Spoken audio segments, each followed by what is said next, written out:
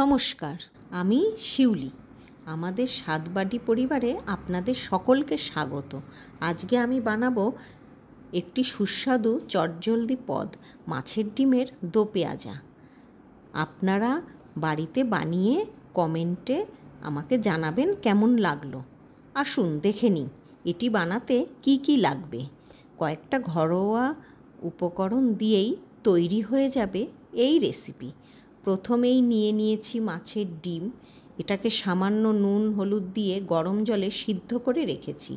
3টে বড় আলু ডুমো করে কাটা, 3টে মাঝারি সাইজের পেঁয়াজ কুচি, 5 কোয়া রসুন কুচি, 2টো কাঁচা লঙ্কা কুচি, 1টা টমেটো কুচি।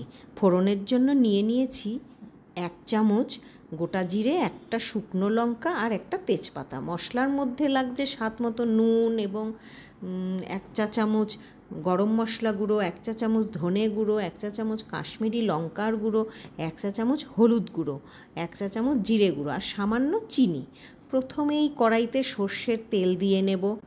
এবারে তেলটা বেশ ভালো করে গরম হলে কেটে রাখা আলুগুলো দিয়ে দেব এবং তাতে সামান্য একটু নুন হলুদ দিয়ে ভালো করে নেড়ে নেড়ে ভাজবো, যাতে ভাজতে ভাজতেই আলুগুলো সেদ্ধ হয়ে যায়। একটু চাপা দিয়ে দেবো মাঝে মাঝে, তাহলে কি হবে, আলুগুলো ভালো করে সেদ্ধ হয়ে যাবে।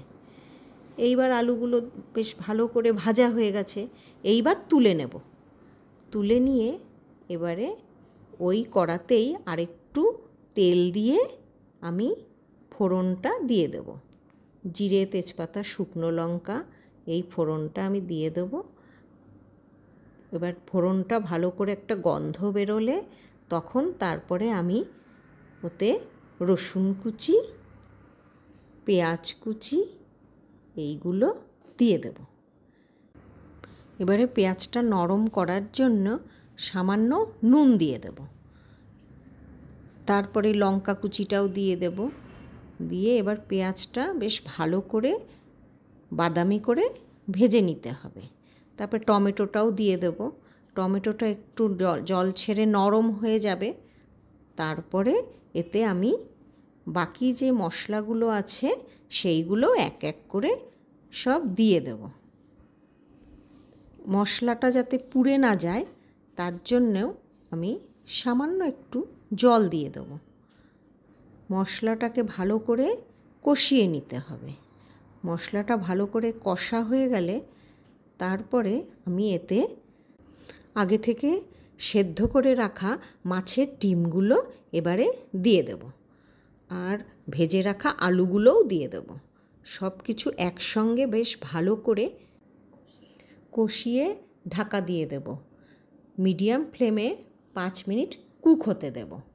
এরপর ঢাকা খুলে বেশ ভালো করে নেড়ে ঝুরঝুরে করে গ্যাসের ফ্লেম বন্ধ করে দেব।